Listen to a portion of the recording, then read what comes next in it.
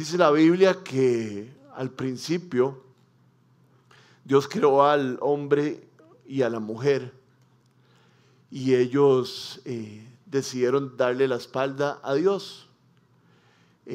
Adán y Eva comieron el fruto prohibido por orgullosos y por su orgullo no podían estar cerca del Señor, fueron echados del jardín. Y dice la palabra de Dios que por un hombre entró el pecado al mundo, pero por otro hombre, Jesucristo, salió el pecado del mundo. Dios ideó un plan sacrificando a su Hijo, poniendo los pecados del mundo sobre su Hijo, para que todo aquel que creyera en Él no se perdiera, sino que tuviera vida eterna. El Hijo de Dios murió por los pecadores. El Hijo de Dios se vació de sí mismo, tomó forma de siervo para que Él fuera castigado y nosotros no fuéramos castigados. El Hijo de Dios murió en la cruz cargando los pecados del mundo y toda persona que ponga su fe en Él, toda persona que lo ponga de primero en su vida como Señor, será salvo. Y el Hijo de Dios fue crucificado, sufrió, fue enterrado y como decían las Escrituras, resucitó al tercer día en victoria, derrotando al mal y demostrando lo que iba a suceder en el futuro con todos los creyentes, que al morir no moriremos, sino que estaríamos en la presencia de Dios, vamos a resucitar junto con Cristo. Y Cristo reina en estos momentos, estamos en el proceso de santificación y eventualmente estaremos con el Padre. Ese es el mensaje que la Biblia nos enseña. Y eso es lo que hoy todos podemos aceptar, todos los que podemos abrazar. Cristo es nuestro buen pastor. Cuando el Señor, el pastor, andaba con 100 ovejas y una de esas ovejas se les perdía, el pastor, dice la Biblia, que dejaba las 99 y iba por la que se había perdido. Y esa que se había perdido simboliza a usted y a mí. Cristo se fue a buscarnos. Cristo nos anda buscando para que nosotros caminemos con Él. Su amor no tiene explicación. La gracia que Él nos extiende no tiene explicación.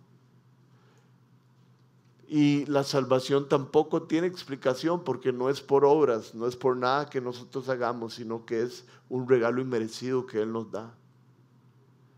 Por eso es que nosotros cantamos, por eso es que nos reunimos aquí, porque Jesucristo es Rey, porque Jesucristo instauró el reino de los cielos y se va formando y se va aumentando cada día más. Y no podemos dar esto por sentado. Sería suficiente que todos los sábados y los domingos yo me parara aquí y dijera esto. Este es el Evangelio, estas son las buenas noticias de Jesucristo. Que usted no tiene que estar alejado de Él,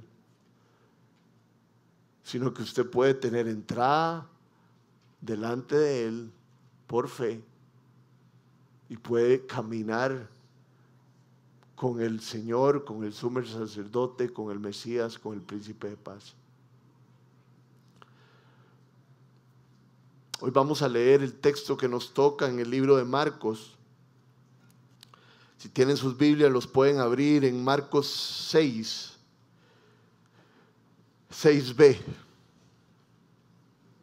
Es importante tener una Biblia. Si no tienen Biblia, las puedes encontrar a la izquierda cuando entran al salón. Y dice así Marcos 6b al 13.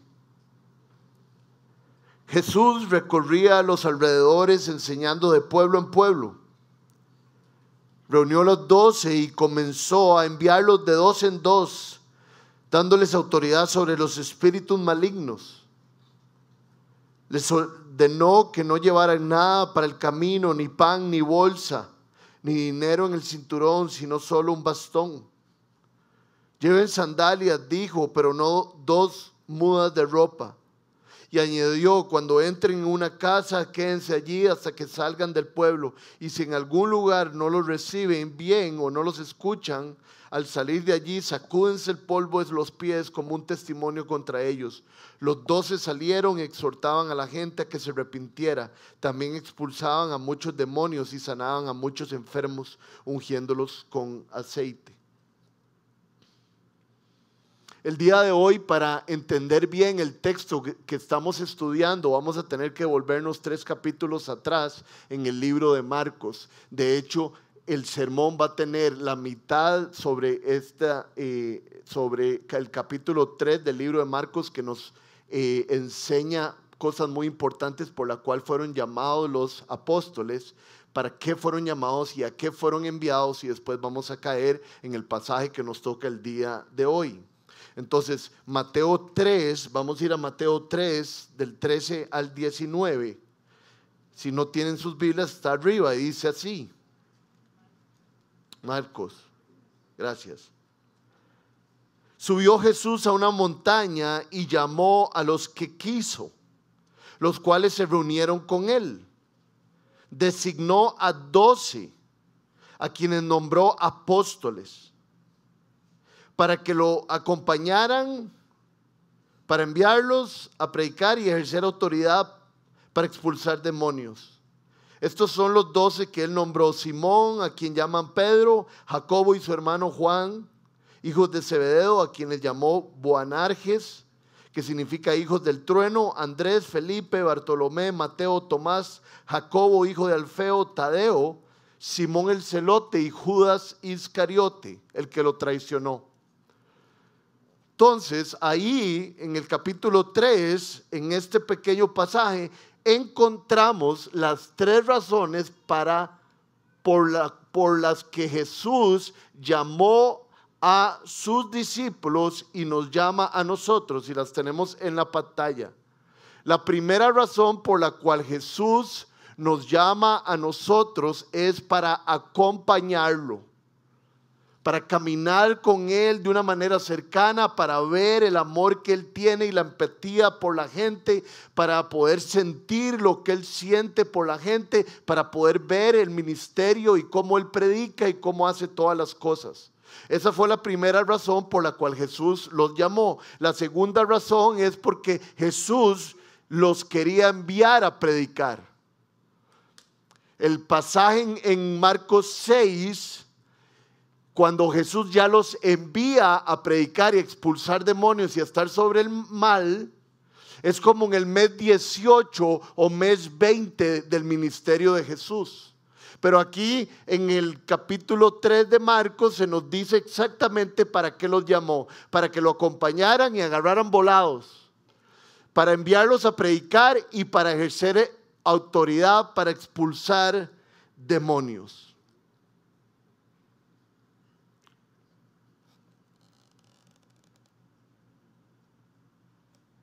Es interesante que designó a 12. Algunos eruditos hablan de que esto tiene que ver con las 12 tribus de Israel.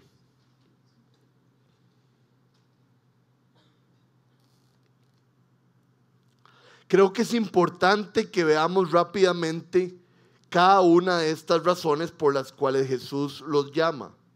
El versículo 14 de Marcos 3 dice: designó a 12 quienes nombró apóstoles para que lo acompañaran y para enviarlos a predicar. Eso está claro. Jesús escogió a los 12 para que lo acompañaran, y lo acompañaron durante 3 años. Era un entrenamiento intensivo, porque los apóstoles iban a ser los que iban a llevar el ministerio hacia adelante. La segunda razón también lo tenemos en el 14, sé que estoy repitiendo, pero es muy importante. El versículo 14 dice, designó a 12 a quienes nombró apóstoles para que lo acompañaran y para enviarlos a predicar. Vean lo que dice Juan 18:37 acerca de la importancia de la predicación.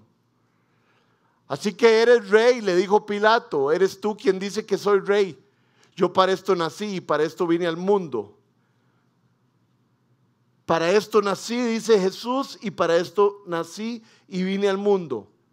Para dar testimonio de la verdad.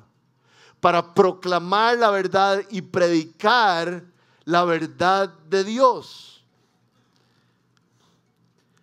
Es importante darle el énfasis que se merece la predicación de la palabra, que creo que se ha perdido en los últimos años. Es por medio de la predicación de la palabra que todos nosotros somos primeramente pastoreados.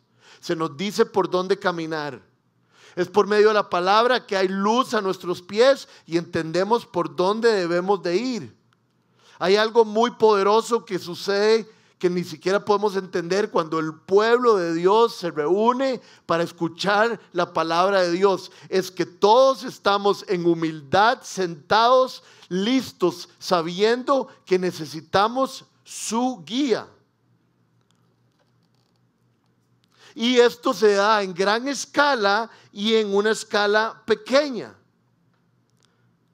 ¿Por qué les digo esto? Porque en gran escala sería algo como lo que está sucediendo ahora, un montón de personas escuchando a un predicador. Pero en una escala más pequeña sería nosotros compartiendo el evangelio con otras personas. Vean lo que dice la definición de predicar. En un diccionario normal, esto es lo que dice la definición de predicar: propagar y extender una doctrina, un compendio de ideas y de conceptos teológicos, o unas ideas haciéndolas públicas. Como pueden ver, predicar se puede tratar de proclamar la palabra de Dios, pero dice que es propagar o extender una doctrina o unas ideas haciéndolas públicas. Yo lo que entiendo de esa definición es que de alguna otra manera podríamos predicar simplemente compartiendo la verdad de Dios uno a uno con ciertas personas. Eso es proclamar la verdad de Dios, es sacarla de la Biblia, sacarla de nuestros corazones y ponerla en otras personas. De hecho, es lindo porque cuando nos reunimos a escuchar la palabra de Dios, creo que resalta lo que dice el Salmo 133:1, que dice: mirad cuán bueno y cuán delicioso es habitar los hermanos en armonía. Ahora lo dijo Miquel: cuando somos dos o más reunidos, Cristo está en medio de nosotros. Y hay algo profundo en que estemos aquí reunidos recibiendo la palabra de Dios. No hay nada que se le compare a estar reunidos recibiendo la palabra de Dios. No es por medio de una pantalla. La pantalla es cuando no pudimos verlo. Es estando aquí juntos en el día del Señor. Entonces, sabiendo que predicar es compartir una doctrina y compartir un grupo, un compendio de ideas, la pregunta para mí y la pregunta para usted es si predicamos. ¿Verdad? Mateo 28 nos dice: vayan y hagan discípulos de todas las naciones, bautizándolos en el nombre del Padre, el Hijo y el Espíritu Santo. Prediquen, compartan las buenas nuevas. Yo le pregunto a Casa 242, me pregunto a mí si estamos predicando.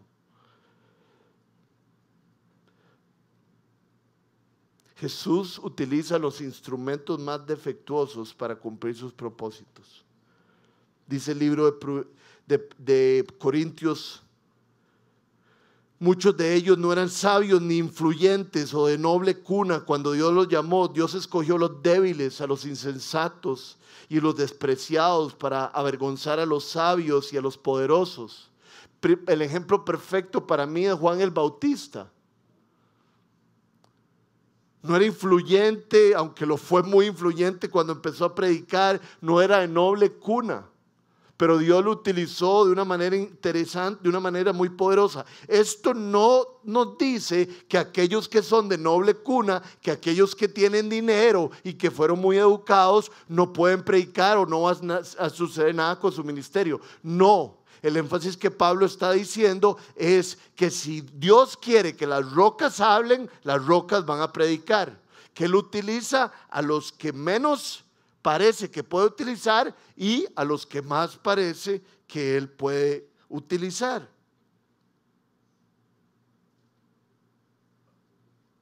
No importa si no sabemos solo un versículo, podemos predicarlo.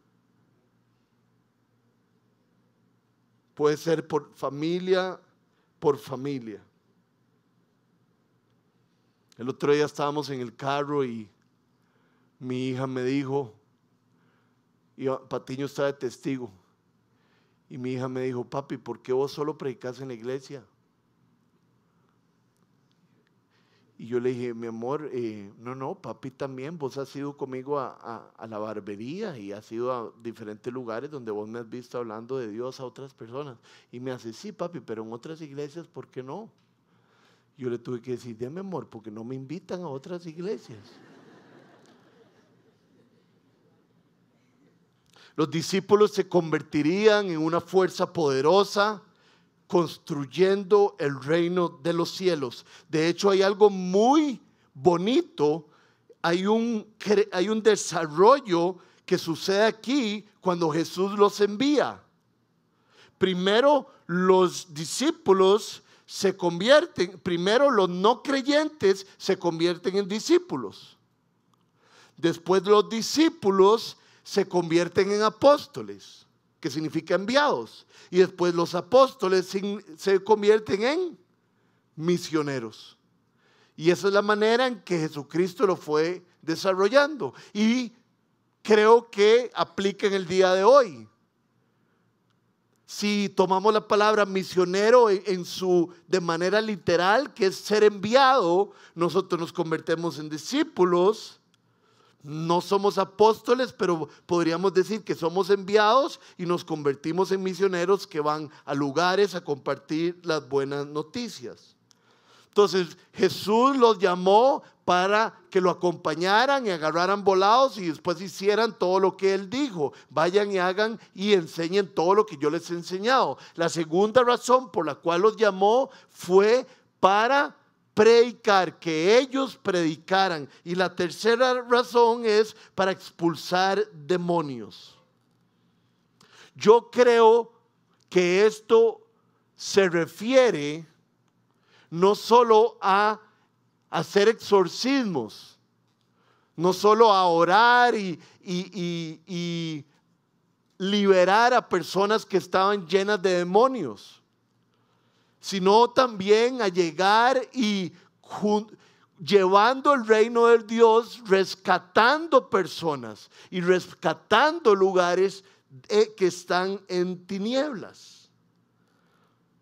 Y de verdad que el Señor lo hace. El Señor rescata a las personas, las saca de las tinieblas, expulsa demonios. Hay una señora que siempre me manda un mensaje después de las sermones y ayer me lo mandó otra vez. Usualmente son para que mejore ciertas cosas. Y ayer me mandó uno y me dijo: muy bonito tu sermón. Me parece que cuando hablaste de las tinieblas y expulsar demonios y llevar el reino de los cielos a los lugares oscuros, al referirse a demonios deberías de referirte también a las influencias de la avaricia, a las influencias del orgullo, a las influencias de la inmoralidad y a las influencias del materialismo.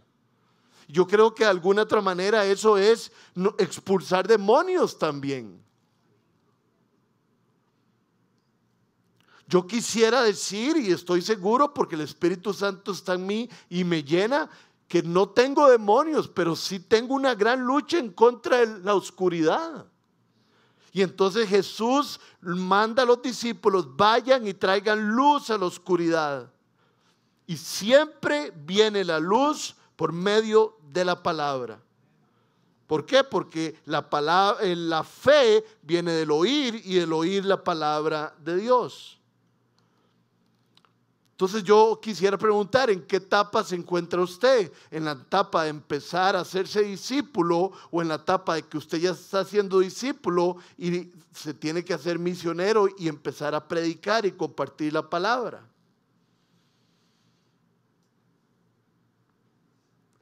Creo que una de las debilidades de Casa 242 es el evangelismo. Creo que hay mucho que podemos crecer en ese sentido. No hay nada que se compare como compartir el evangelio con alguien y que esa persona empiece a caminar con Jesús. Entonces ahora sí, regresamos a nuestro texto en el capítulo 6, del 6b al 13.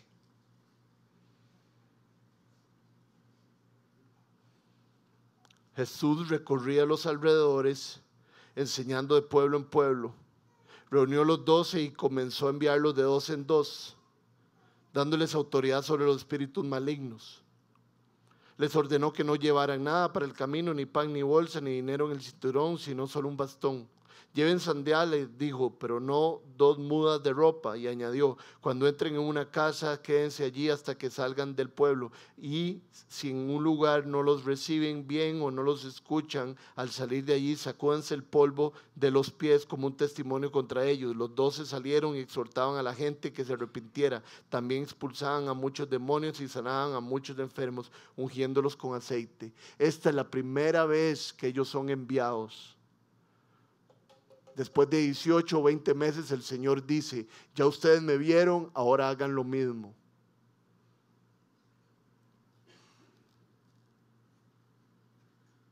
Expulsar demonios, curar enfermos y llamar a la gente al arrepentimiento.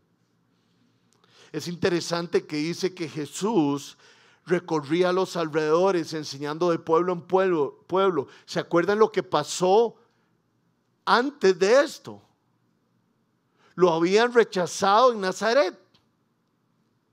Pero Jesús no había agachado la cabeza. Me rechazaron en mi propio pueblo. No soy profeta ni en mi propia tierra. Tomémonos un break. No, Jesús dijo, voy a seguir. Y dice la palabra de Dios que siguió recorriendo sus alrededores y enseñando de pueblo en pueblo. ¿Por qué?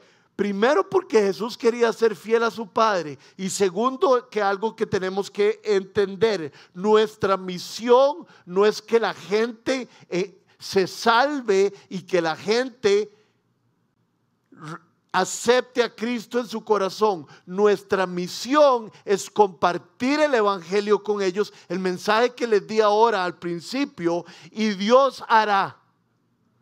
Y si Dios quiere se van a convertir y Dios les va a revelar la verdad, o si no, no. Pero usted y yo seremos fieles con solo compartir la verdad, con solo predicarle a las personas las doctrinas de la gracia, las doctrinas de la fe. Entonces yo me imagino que Jesús seguía porque Él lo entendía. Yo tengo que ir donde los judíos, tengo que ir donde los gentiles y tengo que predicar. La parte de que ellos hagan algo y ellos reaccionan, le toca al Señor, le toca al Padre o le toca a Jesús.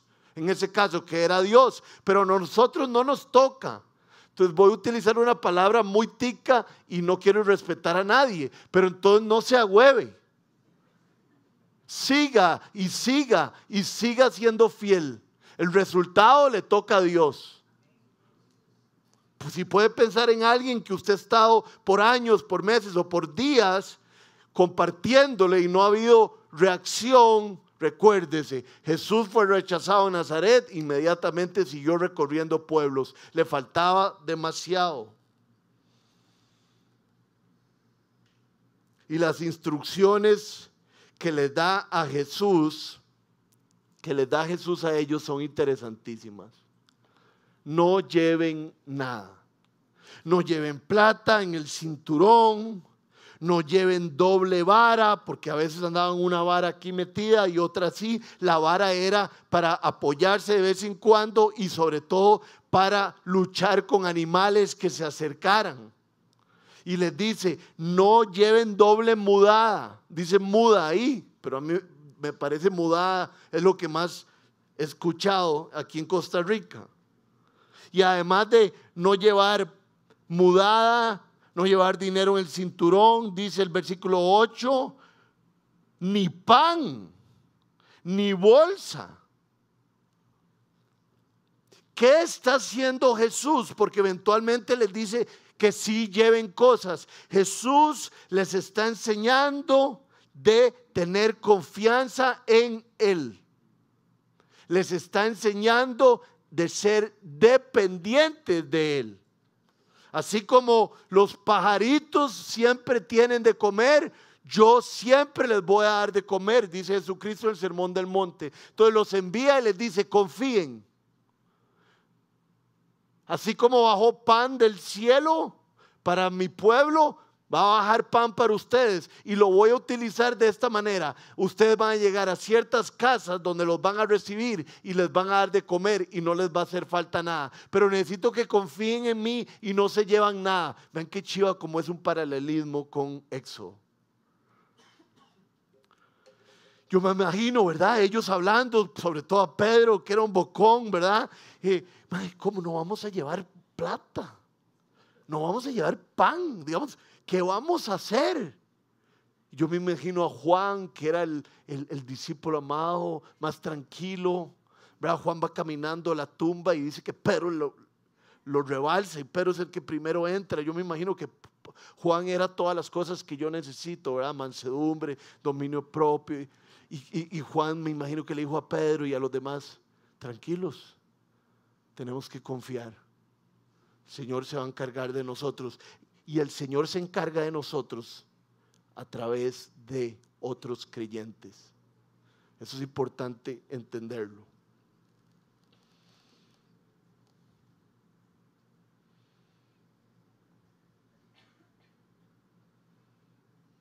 Vean lo que dice Marcos 1:38. Jesús respondió, vámonos de aquí a otras aldeas cercanas donde también pueda predicar. Para esto he venido. Jesús vino por una razón mayor que cualquiera. Antes de curar enfermos y antes de quitar los demonios, Jesús vino a predicar, a traer la verdad, y eso es lo que manda a hacer a los discípulos. ¿Verdad? Desde el Viejo Testamento Dios les dice a Israel, quiero que ustedes sean luz para las naciones, y eso mismo está haciendo con sus discípulos, los está enviando para que ellos sean luz en muchos lugares.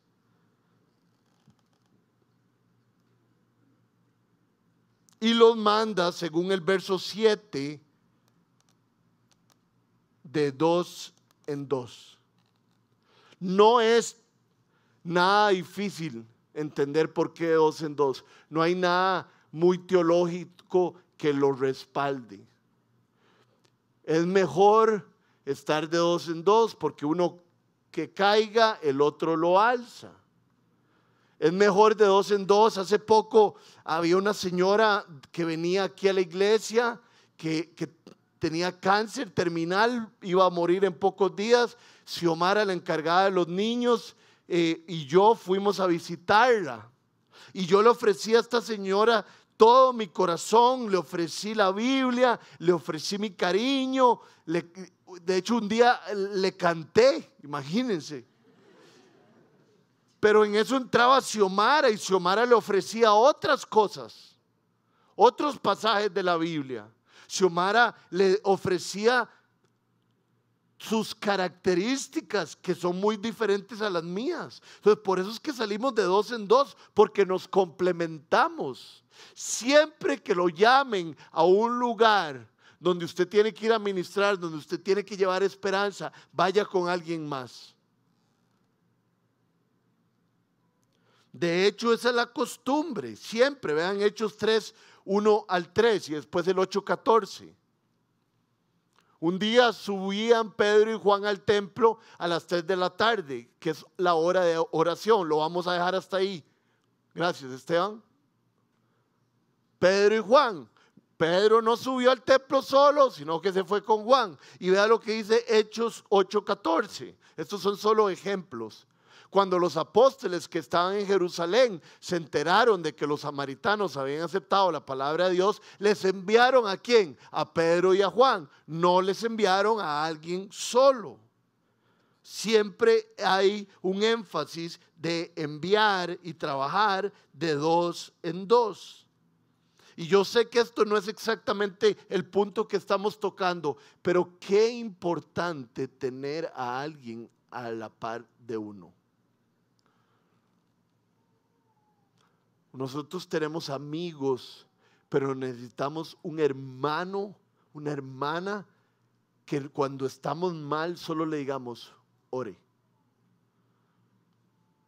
Que conversemos acerca de Dios, que esté ahí siempre presente, que sea la tía de nuestros hijos y que nosotros confiemos 100% en ella, que sea el tío de nuestros hijos, que sea nuestro maestro, pero hay que tener a alguien muy cercano en nuestras vidas. Y entonces Jesús envió a los discípulos de dos en dos y esto demuestra una autoridad destacada. No solo tenían autoridad divina para predicar, sino también para curar a otros. En esta iglesia creemos en los dones del Espíritu Santo. Eso se llama teológicamente continuistas. O sea, que las cosas que pasaron en la iglesia, nosotros creemos que siguen continuando. Por eso es que es tan importante cuando invitamos a la gente a pasar aquí adelante. Porque aquí adelante oramos por ellos. Y el Espíritu Santo trabaja en nosotros. Y cuando oramos por alguien, el Espíritu Santo empieza a ser alguien. Aquí ha habido exorcismos. Aquí ha pasado gente que yo le veo los ojos y yo sé que algo malo está adentro. Porque todavía hay tinieblas.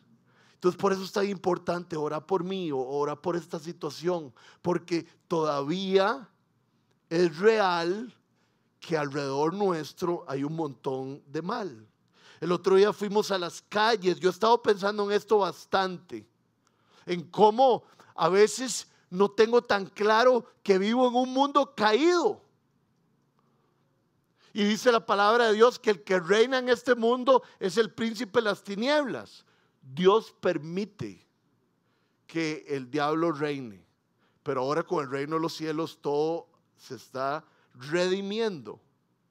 Y yo me digo, si yo soy pastor y conozco la Biblia, ¿cómo es que se me olvida que las cosas van a ser difíciles si vivo en un mundo caído?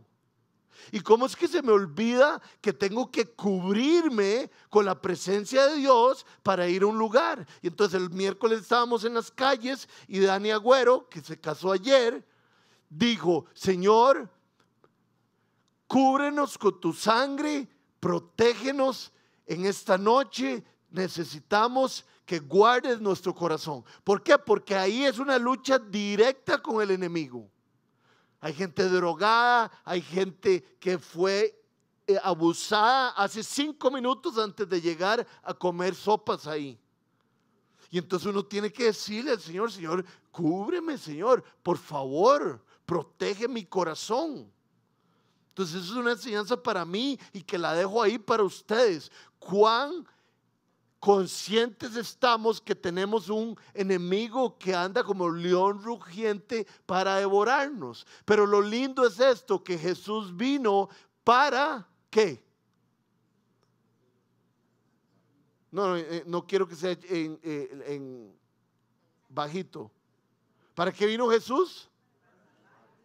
No, sí, pero no.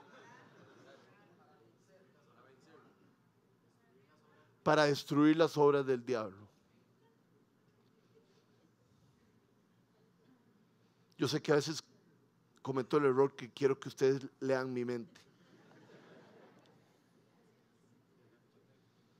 Entonces Jesús los envía ligeritos. Esto es una mala exégesis, pero la tiro solo por bienestar. Andemos ligeritos. Apenas pensé en que estos hombres andaban ligeritos, pensé en mi closet, que tengo 7 pares de zapatos. Todos son tenis y estas botillas que tengo para cuando vengo a predicar. Y siempre quiero comprarme otros tenis. Jesús les dice, vayan ligeritos, solo pónganse sandalias. Y vean lo que dice el 10 y el 11. Y añadió, cuando entren en una casa, quédense allí hasta que salgan del pueblo. Y si en algún lugar no los reciben bien o no los escuchan, ahí está la clave. Al salir de allí, sacúdanse el polvo de los pies como un testimonio contra ellos. Ellos iban a ¿qué? A predicar la palabra.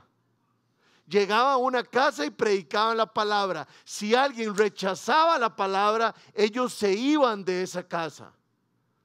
Y no les daban comida, no les daban nada. Jesús les dice, váyanse de esa casa. Pero si los reciben, están recibiendo el mensaje, vayan ahí y quédense en esa casa hasta que se vayan del pueblo. Entonces, Jesús lo dice, pero lo dice tácitamente. Vayan y quédense cuando los acepten, pero de lo que está hablando es del mensaje. Cuando ellos se hagan cristianos, cuando ellos reciban a Jesús, y ellos les van a decir, porque en el Oriente Medio era muy importante la hospitalidad. Quédense aquí, muchachos, todo lo que tengan que hacer en este pueblo, háganlo, pero nosotros les vamos a dar comida y pan. Por eso es que Jesús les dijo que no llevaran nada. Pero los que no escuchaban era porque la gente no quería el evangelio y les estaba dando la espalda. Por eso es que dentro de poquito vamos a ver lo que significa el arrepentimiento. Esas personas orgullosas no querían saber nada de Dios, como hay personas orgullosas que no quieren saber nada de Dios. Espero que aquí no haya ninguna, porque a veces vienen personas a acompañar a la novia o a acompañar al novio solo por acompañarlo. Pero Dios hoy está haciendo algo en usted.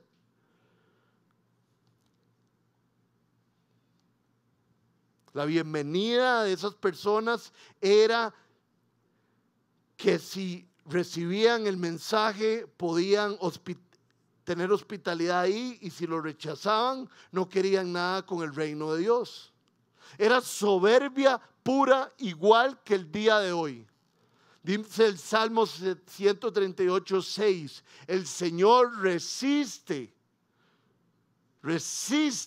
los echa, no quiere nada que ver con los soberbios, pero da gracia a los humildes.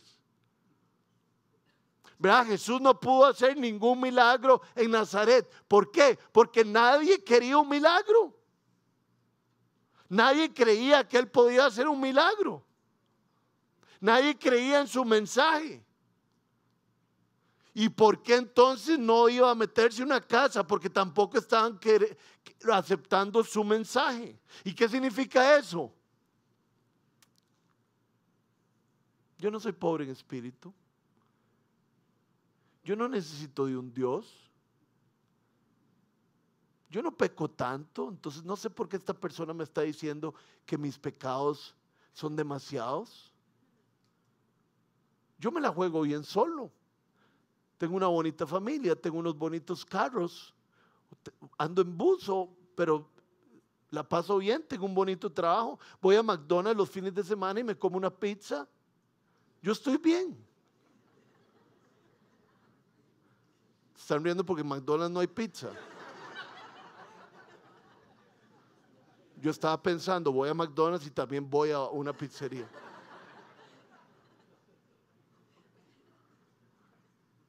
Yo estoy bien. O yo estoy hasta el cuello, pero yo voy a salir adelante. Lejos de Él nada podemos hacer. rebobine, váyase para atrás antes de Cristo.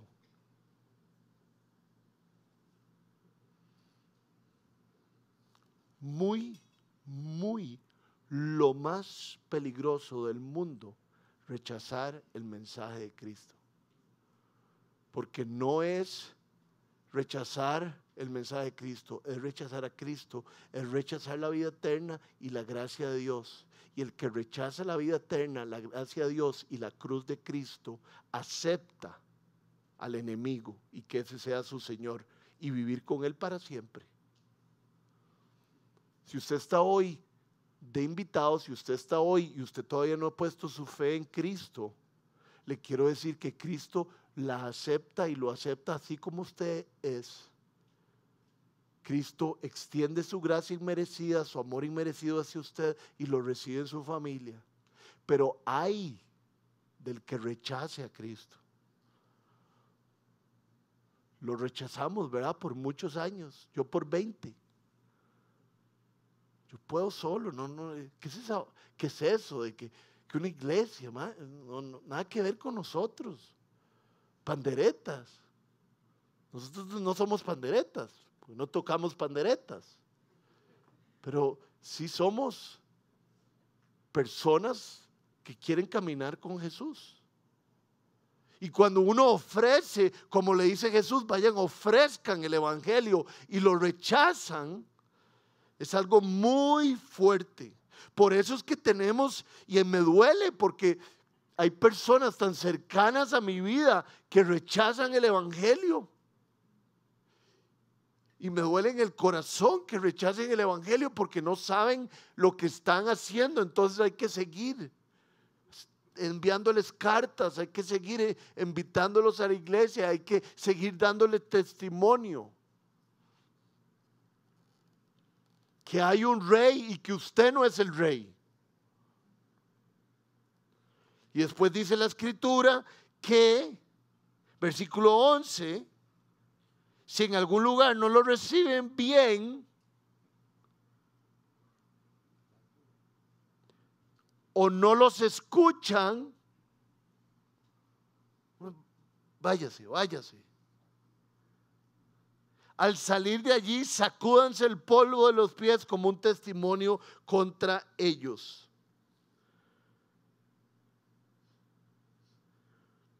¿Qué es esto de sacudirse los pies? Puede venir de diferentes lugares. Sobre todo puede venir de que los judíos y sobre todo los profes judíos, ¿verdad? Los de más conocimiento, iban a tierras gentiles en ciertas razones. Esto no es complicado. En aquel momento del mundo estaban los judíos y estaban los gentiles. Los gentiles eran los que no eran judíos. Y entonces a veces los judíos y los maestros de la ley iban a terrenos gentiles, donde no se les aceptaba y no se les quería su mensaje. Entonces ellos, al salir de las áreas gentiles, se sacudían las sandalias como diciendo, eso es un lugar, ¿cómo se dice cuando alguien no es creyente? Eso es un lugar pagano. Y nosotros nos sacudimos las sandalias porque no queremos tener nada con lo pagano. Entonces, por eso es que más o menos se instaura esto y Jesús les dice, límpiense y sacúdense las sandalias, porque esa casa es pagana y no quisieron escuchar su mensaje. ¿Me explico?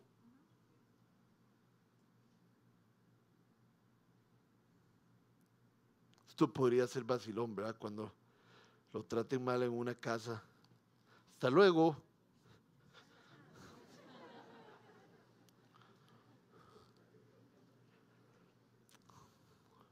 Y vamos aterrizando. Los 12 salieron y exhortaban. ¿Por qué exhortaban? ¿Porque ellos eran muy sabios? No, porque iban con la autoridad de Jesús. También expulsaban a muchos demonios, sanaban a muchos enfermos. ungiéndolos con aceite. ¿Cuál es el secreto aquí? El versículo 12. Exhortaban a la gente a que se arrepintiera. El contrario a arrepentirse lo tenemos en la ciudad de Tesalonicenses, y 1 Tesalonicenses 1:9 nos lo dice. Cuando Pablo llegó, esto fue lo que sucedió. La gente viene y nos dice cómo nos recibieron, esto lo está diciendo Pablo, con los brazos abiertos. Cómo desertaron, abandonaron a los ídolos muertos de su vida antigua para abrazar y servir a Dios, al Dios verdadero. O sea, arrepentirse es no abrazar el mensaje con brazos abiertos, no rechazar el mensaje y seguir con los ídolos de nuestra vida antigua. ¿Para qué vino Jesús? Marcos 1:15. Yo vine a establecer el reino de los cielos, pongámoslo, y a que la gente se arrepintiera de sus pecados. Perdón, tal vez no se lo di. Marcos 1:15. Dice así: el reino de los cielos se ha acercado, arrepiéntanse. ¿Se ha arrepentido usted? ¿Se arrepiente continuamente? Yo creo, por lo menos en mi vida, que arrepentirse no lo entendemos muy bien. A veces nos sentimos culpables, pero arrepentirse es dar una vuelta en U.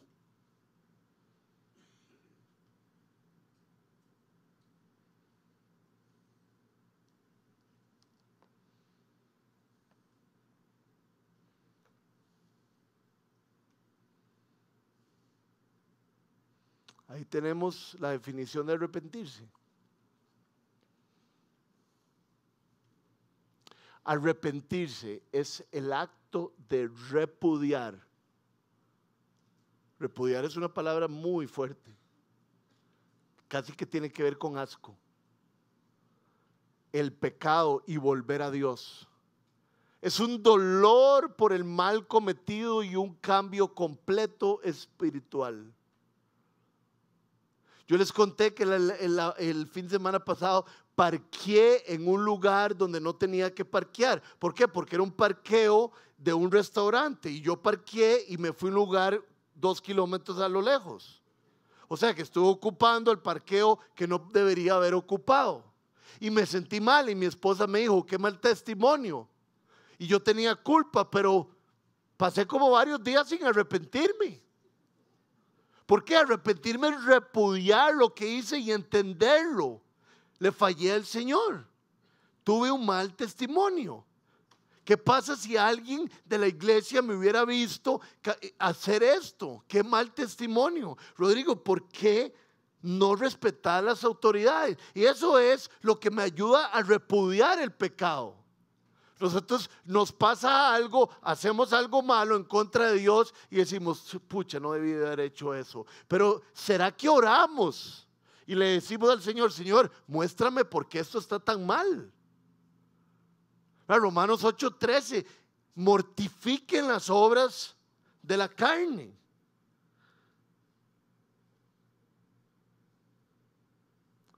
Denle valor a todo lo que es bueno, todo lo que es honorable.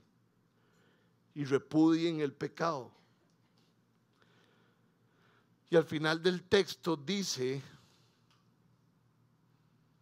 que se arrepintieran y también los ungían con aceite. La unción o ungir con aceite significaba purificación, significaba muchas cosas, pero significaba salvación también.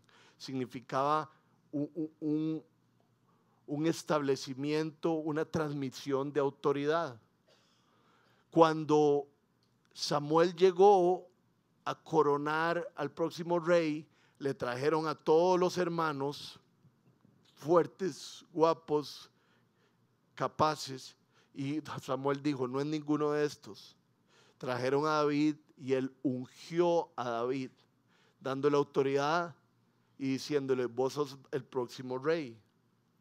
Entonces, de alguna otra manera, lo que hacían los discípulos al ungirlos con aceite era representar, usted ahora es salvo, ahora usted es parte de la familia de Dios y ahora usted tiene la autoridad de Dios.